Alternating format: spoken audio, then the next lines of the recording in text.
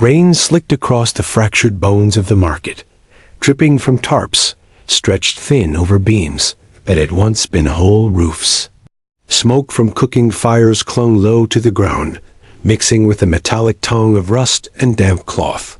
Voices rarely rose above a murmur here. Too many ears listened for weakness. Rows of makeshift stalls sagged at uneven angles, their wares piled in sad little towers bags of cracked grain. Stripped circuit boards, second-hand boots worn thin at the soles. Sparks hissed from a sagging power line where rain found frayed. Wire, each flash drawing cautious glances, but no one daring to approach. Searing moved along the edge of the crowd, barefoot on the wet stone. Her violet skin stood out against the gray of the ruined colony, no matter how she pulled her hood low. Strands of silver-white hair clung in clumps to her shoulders, heavy with rain. The ceremonial wrap she wore had once been fine, marked with threads of status, but months of wandering had torn it ragged and short, fraying at the thighs. Her eyes scanned everything, not for bargains, but for exits. Her body wired with the instinct of someone who had survived too many betrayals. Hunger gnawed her stomach, sharp and insistent. She had not eaten properly in days. A scrap of copper wire tucked in her wrap was all she had to trade, maybe enough for water, not more. Vendors saw her coming and drew their goods closer. They did not need to say the words out loud. Outcast, stray, hybrid, the weight of their. Whispers pressed on her shoulders with every step, but she did not falter. Survival meant ignoring words, watching hands. She was passing a stall of bruised fruit when a child's voice split the hush. "You need a home." Serene stopped mid-step. The voice was high, clear, but carried a strange firmness. Slowly she turned her head. A girl stood barefoot in the rain, hair tangled, clothes hanging loose like they belonged to someone older. No more than 7 years old. Her eyes wide, stubborn, were fixed on Serene. "My father needs a bride," the girl continued. "I need a mom." The market froze. Even the drip of rain seemed to pause. A vendor choked on a laugh, nervous and sharp, while others exchanged quick glances, eyes narrowing, waiting to see what would happen. Serene's chest tightened. She was used to insults, to cold eyes, to being ignored, but never this. A proposal spoken like law by a child. Her first instinct screamed at her to walk away, to vanish down the nearest side lane. The safest answer was distance. She shifted her weight, preparing to slip away, but the girl closed the gap in 3 quick steps and caught her hand. Small fingers, impossibly warm in the cold rain, locked onto hers. The touch jolted through her like fire. When had anyone touched her without malice, without price? Her throat tightened. She should have pulled away. She should have run. Instead, she stood frozen as the girl clung tighter. "Lena," the voice came from the crowd, deep, steady, cutting through the hush with quiet authority. People moved aside without being asked. A man stepped forward. Tall, broad-shouldered, his dark trousers and utility boots marked him as a worker, not a trader. His shirt sleeves were rolled, exposing forearms lined with scars faded pale. His short black hair bore a streak of gray, his posture the unmistakable kind of discipline that never left soldiers. His eyes went first to the girl, then to Serene, and stayed there. Willie Vale. The name carried on whispers before Serene even heard it spoken. Once a Federation scout, now a logistics compiler who kept shipments flowing through Drenever 4's crumbling networks. The kind of man whose choices meant the difference between meals on the table or hunger riots in the streets. Lena did not release Serene's hand. Her chin lifted in defiance. "She needs a home. We have one."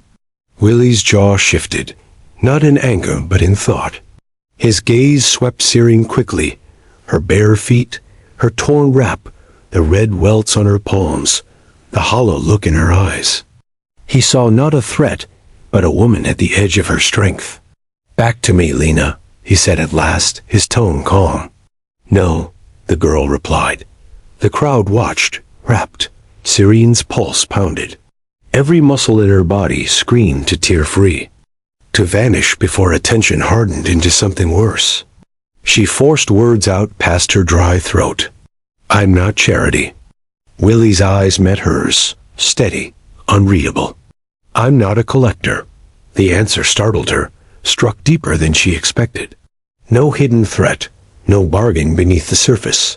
Just fact. Lena tugged her hand, triumphant. She can have water. Then she can decide if she wants to stay. The child's grip was an anchor she could not shake. The man's voice carried no demand, no lure, only calm practicality. Syrene's stomach twisted with hunger, her hands still burned from the cart she had caught earlier, and her body screamed for distance. But the choice had been placed in her hands, and she could feel the weight of every eye in the market, waiting to see what she would do. 2 blocks, and left, Willie said. "We have water." The rain thickened, beating against the tarps. Syrene stood in the silence, torn between instinct and the faint spark of something she had almost forgotten possibility. The rain came harder as Syrene followed them through the broken lanes of Drenever 4, each step a battle against the part of her mind that screamed to turn back. Lena skipped ahead, her bare feet splashing through puddles, tugging Syrene's hand like she feared letting go would undo everything. Willie kept his pace steady, a single stride behind his daughter, silent but watchful. He never reached for Syrene, never pressed her forward, simply moved as if her presence was already decided. They reached a block of leaning concrete shells. A metal door stood beneath a sagging overhang, patched with rivets and a strip of tape where rain had eaten through. Willie keyed the lock and pushed the door open with his shoulder, standing aside so Syrene could choose her step. No gesture, no force. Just space. Inside smelled of soap, rain, and the faint tong of machine oil. The room was simple, clean lines and purposeful order. A square table with 3 chairs, one propped steady with a folded scrap of cloth. Hooks on the wall carried a coil of cord, a pair of jackets, a battered pack. A shelf held tin cups stacked by size, a jar of lentils, a pouch of salt. Behind a fabric curtain, a sleeping space marked by folded blankets. Nothing wasted, nothing idle. Syrene lingered near the door, her body half turned toward the street. Her eyes mapped exits, the window latch, the curtained doorway, the space between Willie and the door. Her heartbeat pounded in her ears, louder than the rain hammering on the roof. "Sit," Willie said, not commanding. He set a clay cup on the table and filled it from a ceramic jug. The water line stayed steady, his hands open at his sides. "Drink, then we'll clean your hands." Her palms throbbed where rusted metal from the supply cart had burned her skin raw. She had ignored the pain until now, but the ache roared as soon as he spoke of it. Still, she hesitated, her throat dry.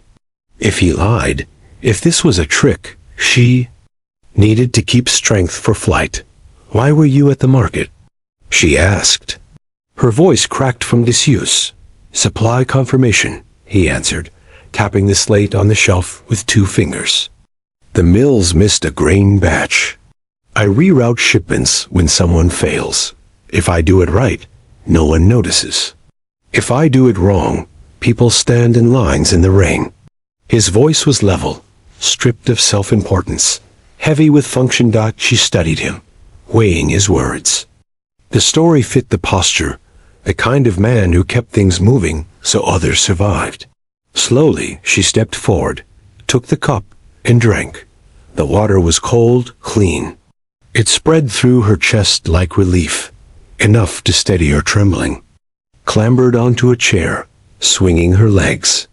He also went for valve seals, she said proudly. Our heater wheezes. Willie's mouth twitched at the corner. Sit still, Lena. I am still.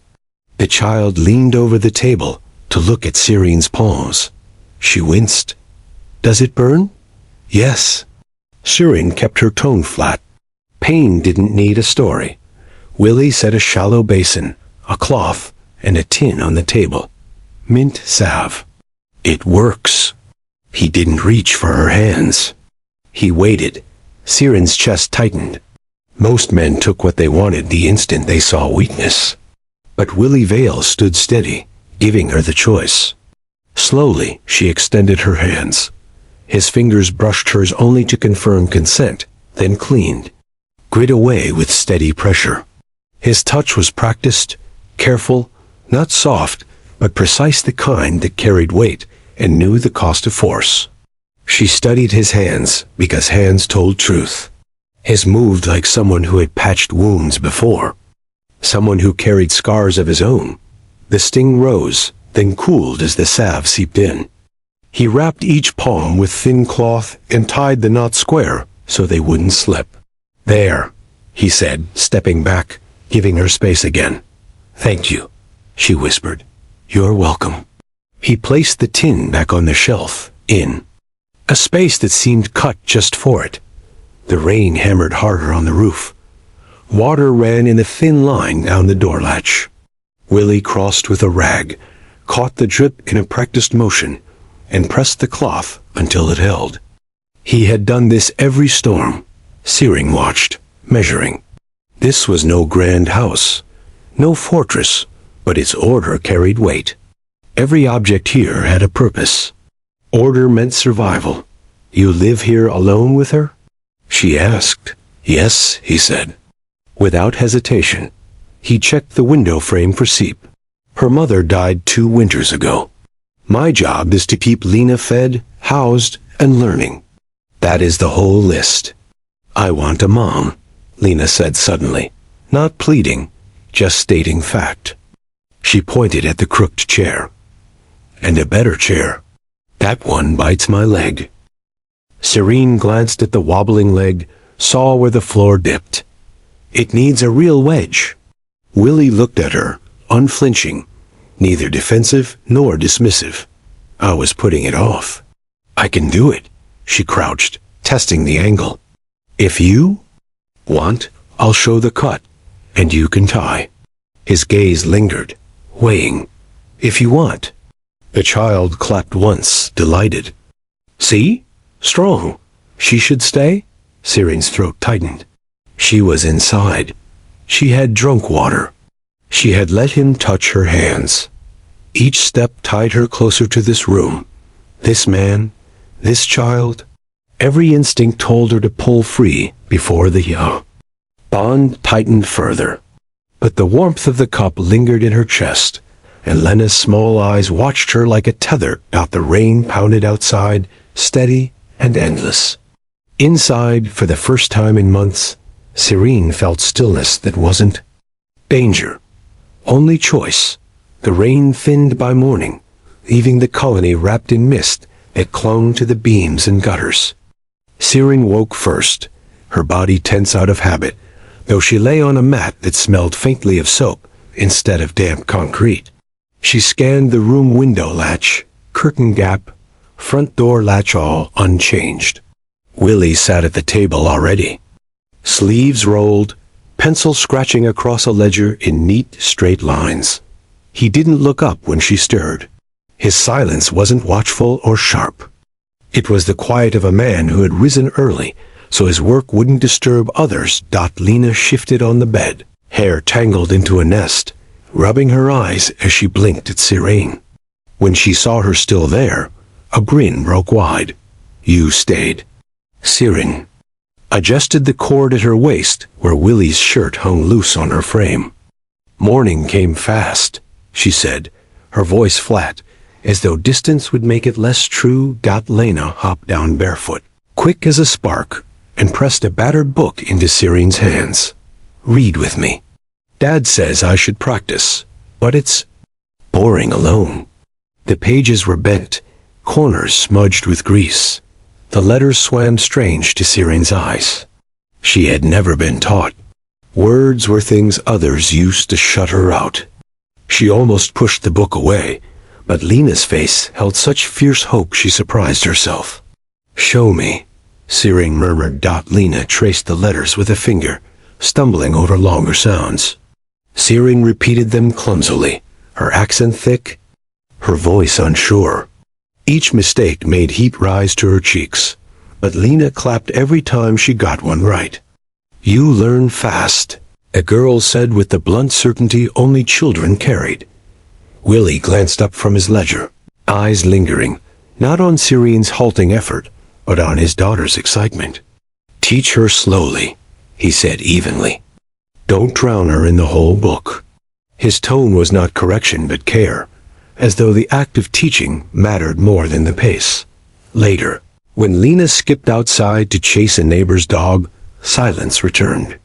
Siren knelt by the table, testing the crooked chair with her bandaged palms. She rocked it against the floor, listening to the uneven scrape. "The back foot slips," she said. "You need a wedge, I know." Willie crouched beside her, coil of cord in hand. He offered it, but didn't move closer. "Show me where." She positioned the brace, her fingers steady despite the sting beneath the bandages. He tied where she pointed, his knots square, his hands careful. They lowered the chair together. It held straight for the first time in months. Lena's delighted clap echoed from outside, her voice shouting through the door, "Better!" Siren allowed herself the faintest smile. This small act settled her in ways she hadn't expected. She wasn't a burden here, not yet. She was useful. That night, as rain returned, Willie lit the stove. He rolled dough with practiced hands, his movements precise but unadorned. The smell of flatbread and lentils filled the room, simple and safe. Siren tore a piece slowly, dipping it into oil he had set without looking at her, giving space for refusal. When she glanced at him, she caught scars along his forearms, thin, white lines that didn't match the work of ledgers. They were the marks of someone who had patched wounds and carried weight long before he bent over grain roots. "You were a scout," she said quietly. He didn't deny it. "Once, and now you count shipments." "I keep people fed," he corrected. "That's the work left to me."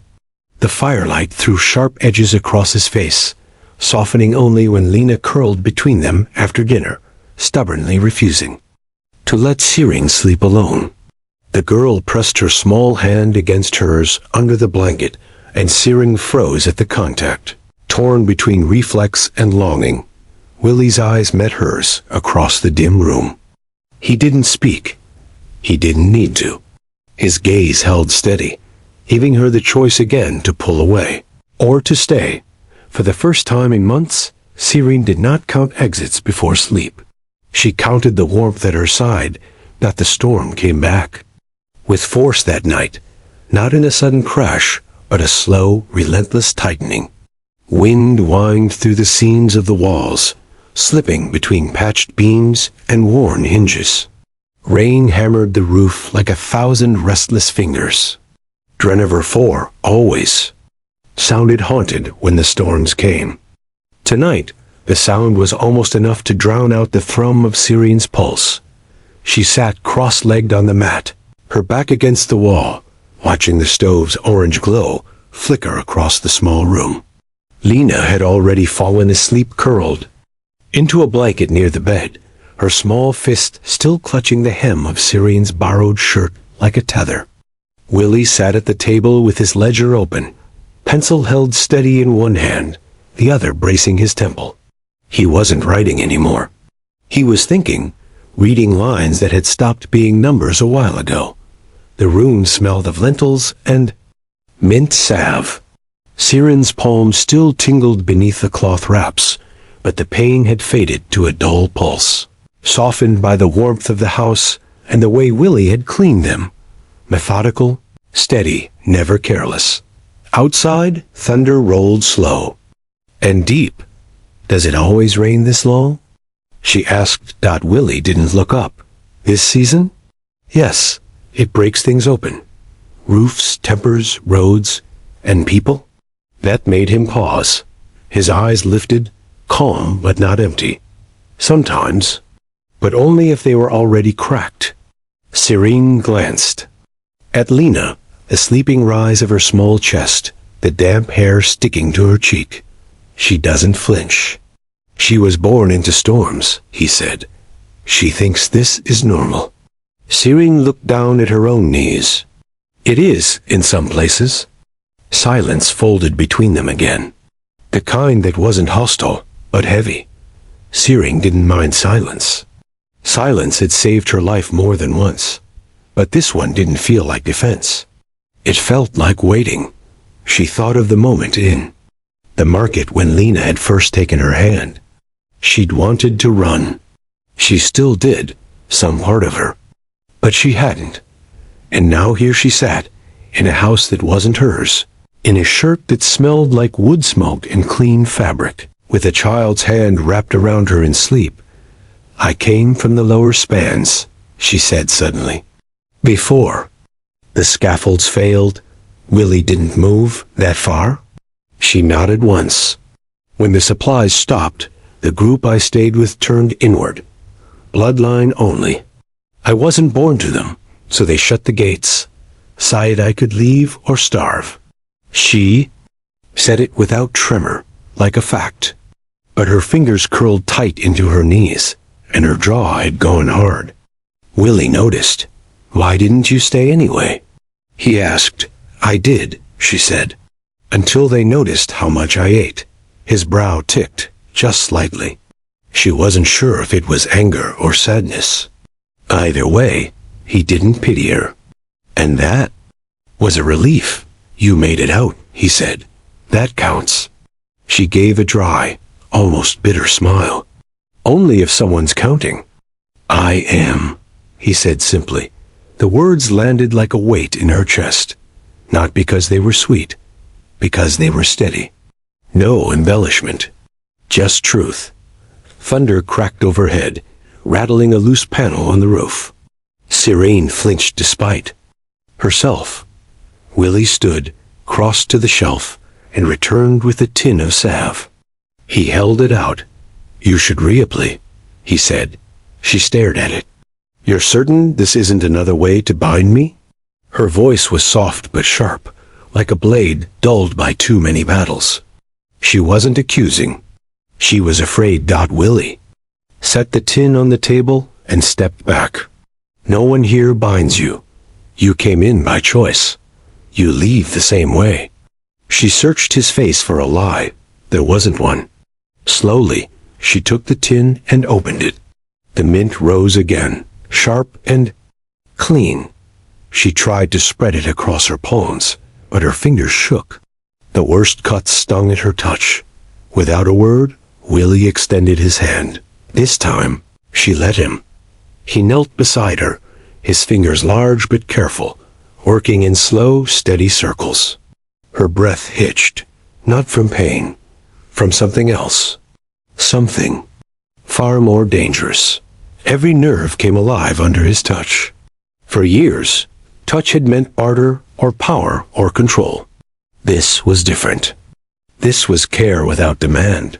You don't look at me like the others do, she whispered. I don't need to, he said.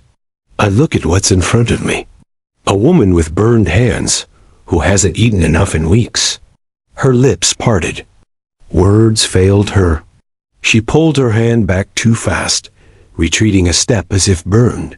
He let her. The storm deepened. Rain pounded. Wind howled. Then, without warning, Lena stumbled from the bed, eyes puffy, voice small. You're both still awake, she mumbled. I had a dream. Willie's voice softened. Bad dream? She nodded, climbed into his lap, and curled there with the ease of someone who had never been dropped. Only if she stays too, Lena murmured, pointing at Serene. Serene froze. Every instinct told her to keep distance. But the girl's sleepy eyes waited with absolute trust. Slowly, Sirin crossed the room and sat at the edge of the bed. Lena reached for her hand and caught it, fingers warm and certain. "Don't leave," she whispered. Sirin stayed. Her body remained stiff, but her shoulders eased as Lena's breathing slowed again. Willie tucked the girl in with practiced care, then stood. His eyes found Sirin's across the dim light. Neither spoke, but the silence had changed. It was no longer hollow. It was full of things unspoken, of lines crossed gently, of something fragile that could either grow or shatter. Thunder cracked again. Willie set another blanket on her mat without a word. His hand brushed her shoulder as he passed. Brief. Unplanned. But it lingered. Sirin lay on the mat, eyes wide open. The fear remained that this would end like everything else. That she'd be used, discarded, forgotten. But beneath that fear, something more dangerous stirred. Hope. And that was the most frightening thing of all. The storm did not break quickly.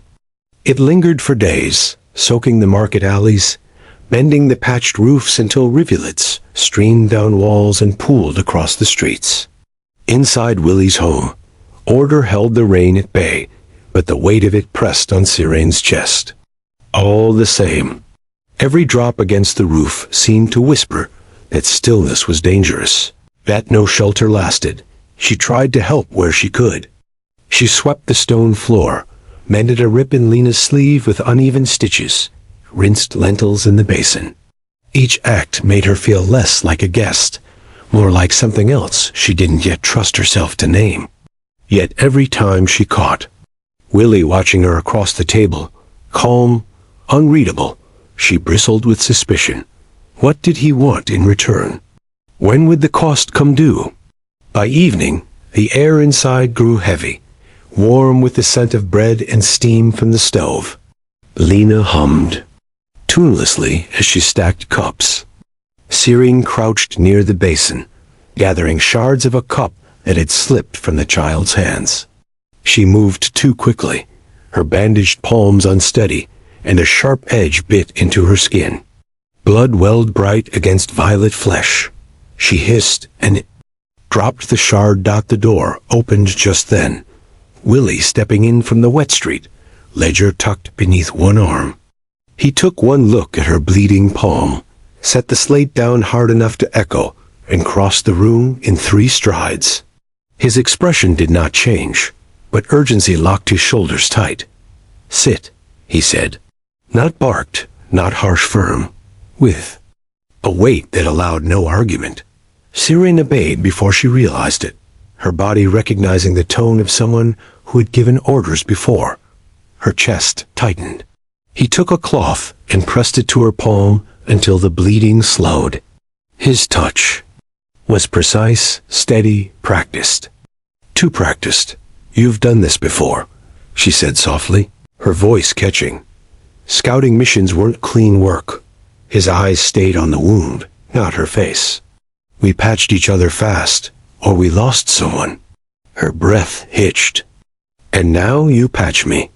He looked up then, his gaze unreadable, but steady. "Yes." The air thickened. She felt her pulse hammering, her breath shallow, his fingers warm against her skin as he cleaned and wrapped the cut. It should have felt like safety. Instead, it felt like standing on the edge of a cliff. "You should be more careful," he murmured as he tied the knot. Her answer came sharper than she meant. "You should stop helping me." The words snapped the room quiet. Lena froze in the corner, wide-eyed. Sirin bit her lip too late, shame already coiling inside her. The truth was clear. It wasn't him she feared. It was herself. The way his steadiness unsettled her, the way care made her weaker than hunger ever had. Willie didn't flinch. He tightened the bandage, then let her hand go. "No," he said. The refusal hit harder than any shout. He turned away only to rinse the cloth, his movements calm, unshaken. Sirin's throat ached. She wanted to lash out again, to drive him back, but his steadiness stripped the fight from her. That night, Lena feigned a nightmare. She stumbled from the bed with wet eyes and clung to Cyrene instead of her father. "I dreamed you left," she whispered fiercely. "Don't leave tonight." Cyrene froze. The girl's small arms tightened around her waist, and something inside her cracked. She lowered herself to the mat and whispered back, "I won't leave tonight." Lena's breathing steadied, slow and even, her grip unrelenting. When Willie came to lift his daughter back to bed, his eyes met Cyrene's across the dim room. Something passed between them, an understanding, fragile and sharp. Later, when Lena slept again, Willie crouched in front of Cyrene. His voice came quiet, even, but unyielding. "You've been here long enough to know what this house is. If you're staying, stay. If you're going, go.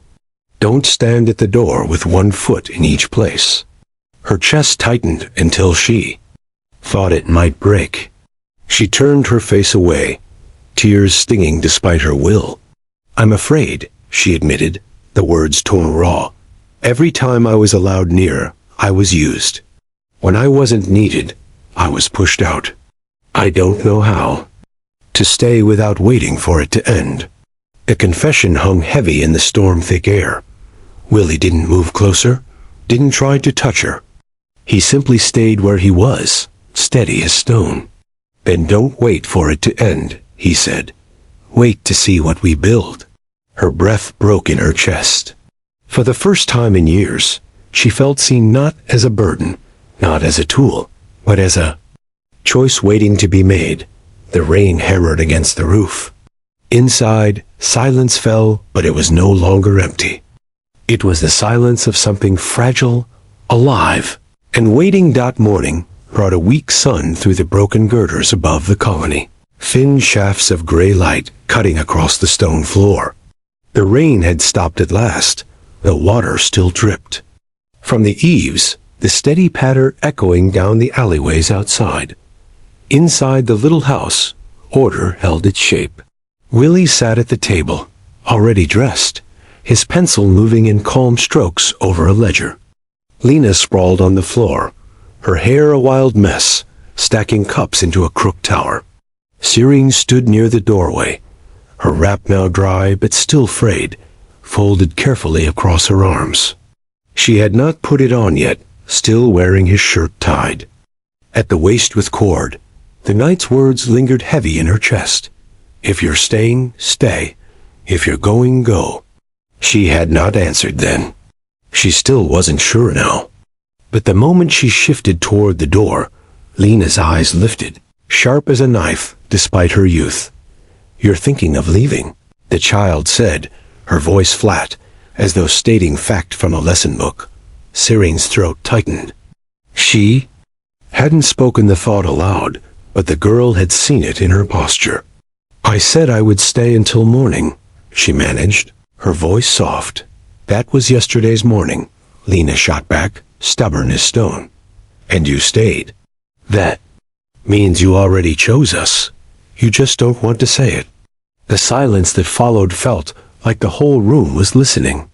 Cyrene looked down at the girl, at her fierce little face, at the hope shining behind her defiance.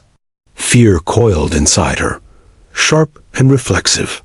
She wanted to run before that hope could turn to anger, before she could be cast out again. Willie set his pencil down and stood slowly. His voice came low, measured. "Even she's not wrong." Cyrene's head snapped toward him. His eyes held hers, calm, but there was weight in them now, something more than patience. "You've been here long enough to know," he continued. "We don't make promises lightly in this house. Lena needs stability. I need truth. If you're going, go. If you're staying, stop standing at the door like you're already halfway gone." The bluntness hit harder than anger. Her chest ached. She turned away, ashamed of the tears that burned at her eyes. "I'm afraid," she whispered, the words raw. "Every time I was allowed near, I was used. When I wasn't needed, I was pushed out. I don't know how to stay without waiting for it to end." The admission left her trembling. She had never spoken it aloud, never allowed the words to exist outside her skull. For a long moment, no one moved. Then Willie stepped closer, not touching her, only standing at her side, steady as a wall. His voice was quiet, stripped bare. "I can't erase what was done to you, but I can tell you this. You are not here because we need you. You are here because we want you." The word struck like a spark. Want, not demand, not bargain, not use. Her breath shook. She turned slowly, searching his face for any crack, any lie. There was none. Only truth, only steadiness. Lena darted forward. Then, throwing her small arms around Serene's waist with a force that nearly toppled her. "Then stay," she whispered fiercely. "Be my mom." The word shattered Serene's last defenses. Her knees gave way, and she sank to the floor, clutching the girl tight. Tears came, hot and unrelenting, breaking free after months of silence. Her body shook with them, but she did not let go. Willie's hand settled gently on her back, not claiming, not pressing, just anchoring her where she knelt. She felt the weight of him there, steady, quiet, unyielding. When she finally lifted her head, her vision blurred with tears. Willie was still watching her, his eyes fixed on hers. He didn't speak, but he didn't need to. The silence between them held. Serene drew in a long, trembling breath. Her voice came clearer than she thought possible. "I will stay. Not until morning. Not until I'm stronger. I will stay." Lena let out a cry of pure triumph, clinging harder. Willie's shoulders shifted, a breath escaping him as though he had been holding it too long. He leaned down, brushing his lips gently against Serene's forehead. A gesture simple and final, one that made her heart ache. The house changed in that moment. It no longer felt borrowed, no longer temporary. It felt lived in, chosen. That evening, they shared bread at the table. Lena leaned against Serene's side, drowsy but certain.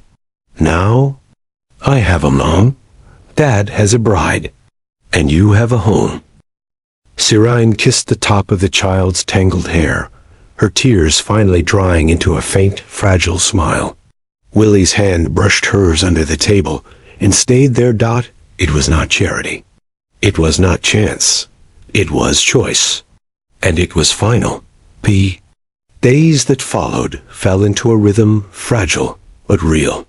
Serene swept the stone floor in the mornings, her palms still tender under the bandages, but growing steadier. She learned to roll dough alongside Willie, her fingers clumsy at first, but improving until Lena declared the bread better than Dad's. In the evenings, she repeated halting letters from the battered book, her accent thick, her patience thinner, until Lena clapped her hands and proclaimed she would be the fastest learner in all of Denver. It was almost too much, too easy, to forget the alleys, the hunger, the silence of being unwanted. Serene found herself listening not for exits, but for Lena's laughter, for the steady scrape of Willie's pencil across his ledgers, for the quiet that felt less like emptiness and more like safety. Yet unease still pulsed beneath her ribs. Every kindness pressed against the scar tissue of her past, and she kept waiting for the price. One afternoon, the Colony Hall summoned the logistics compilers. Willie went, ledger tucked beneath his arm, sleeves rolled as always. Serene stayed behind with Lena, patching the girl's sleeve again, while she chattered about stars painted in mold above the bed. When Willie returned, his shoulders were tight, his steps heavier than usual. He said little, only that a supply reroute had gone badly. The truth came 2 days later. The market was crowded again, rain dripping from patched roofs, the air thick with the smell of grain dust and smoke. Willie stood among other compilers, confirming shipments. Serene lingered at the edge, Lena at her side, tugging her hand as they passed stalls. She shouldn't have come. She knew eyes watched her here, whispers always close. But Lena had begged, and Serene had let herself bend. That was when the voice cut through the din. "Well, Willie Vale, thought I'd seen the last of you when the Federation pulled out." The man was older, grizzled, with a scar splitting his cheek. His coat bore the faded insignia of a scout, half torn but still visible. He clapped a heavy hand on Willie's shoulder, loud enough for half the market to turn their heads. Willie didn't flinch. His face stayed steady, unreadable, but Serene saw the flicker in his jaw. Recognition. "Didn't think you'd stay behind," the man went on. "After what happened in Sector 12. After the supply cut." The words struck Serene like a blade. Her stomach dropped, air burning in her chest. Sector 12, the lower spans. The scaffolds that failed. The group that had cast her out when the shipment stopped. She stared at Willie, her vision narrowing. The market fading around her dot, the man laughed, sharp and humorless.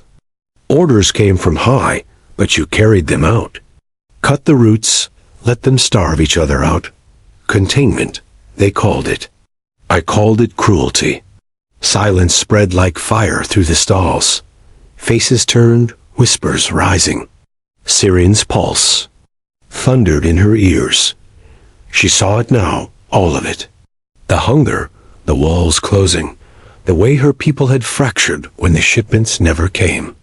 And here stood the man who had kept her alive these past days, who had fed her, clothed her, touched her wounds with careful hands. The man who had also once given the order that destroyed her world. Willie's eyes found hers across the crowd. Steady, as always, but heavy with something else now, guilt. Unspoken, undeniable. Lena tugged Serene's hand, confused by the stillness, by the way her father and the alien woman stood frozen in the center of too many stares. Serene's throat closed. She could not breathe. She could not speak. The man clapped Willie's back again, still oblivious to the knife he'd twisted. Hell of a thing, surviving it. But that's what scouts do, eh? Serene pulled her hand free from Lena's grasp, her body trembling. Every instinct screamed at her to run, to tear away from the weight of betrayal that threatened to crush her. But Lena's small cry, "Don't go," cut through the fog. The market roared with whispers.